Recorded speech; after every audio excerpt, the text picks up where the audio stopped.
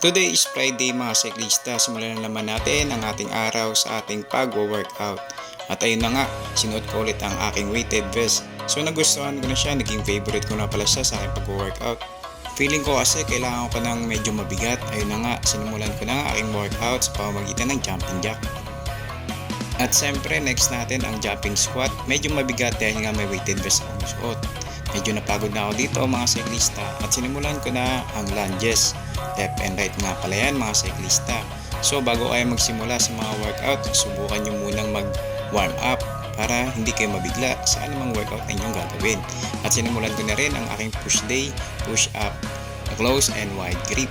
At sinubukan ko nga itong, nakalimutan ko na tawag dito, basta bahala na kayo. At nag-planking na rin ako.